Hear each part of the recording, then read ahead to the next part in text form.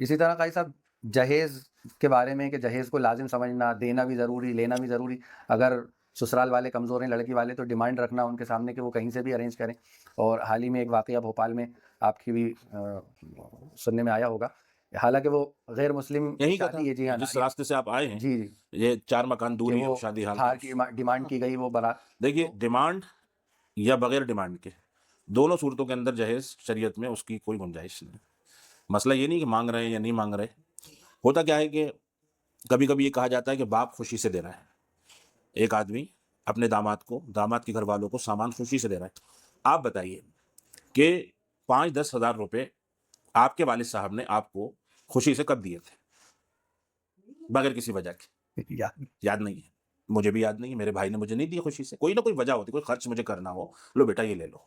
خوشی سے کوئی کسی کو، آج کل شوہر اپنی بیوی کو خرچ پوچھتا ہے کہاں کرو گی، وہ دیا تھا اس کا کیا کرا.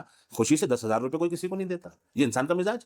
تو ایک آدمی خوشی سے 5 لاکھ کا جہیز دے دے گا، وہ تو معاشرے کے دباؤ میں دے رہا ہے. دباؤ میں دیا. سب سے پہلا تو لوگ کیا کہیں گے، مونچھ مڑ جائے گی جی اور پگڑی اتر جائے گی. دوسرا یہ کہ کل کہیں ساس نہیں کہہ دے، کہیں نند نہ کہہ دے، کہیں داماد ناراض نہ ہو جائے. اس دباؤ میں آدمی جہیز دے رہا ہے. اچھا، دباؤ میں لیا ہوا اور دیا ہوا پیسہ کیا جائز ہو جائے گا؟ نہیں. بالکل نہیں ہوگا. جہیز کا کوئی گزر ہی نہیں شریعت میں. وہ ایک کہیں فضائل اعمال میں کہیں ایک لفظ جہیز کا ذکر ہے. تو وہ تو دیکھیے، جہاز اور جہاز کے معنی شریعت میں تیاری کے ہیں، وہ جہیز نہیں ہے اصل. اور جہیز کے لین دین کا کوئی ثبوت شریعت میں نہیں. بعض لوگ کہتے ہیں کہ اللہ کے نبی نے حضرت سے فاطمہ رضی اللہ عنہا کو چٹائی دی اور جو ہے چکی دی، اس طریقے کا کچھ سامان دیا. تو آپ کو بھی واقعہ آپ کا نظر سے گزرا ہوگا، آپ نے سب سے پہلے حضرت علی سے پوچھا تمہارے پاس کیا ہے؟ تو زیرا بختر لائے کہ یہ ہے میرے پاس. تو کیسے گروی رکھ دو.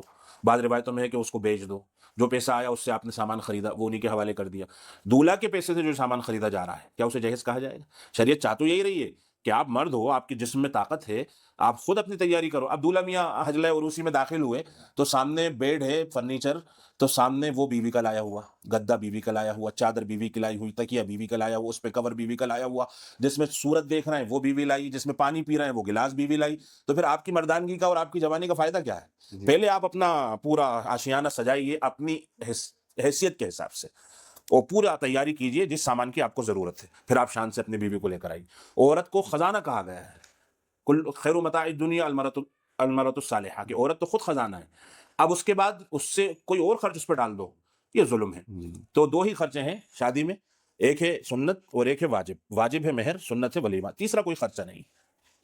جزاک اللہ.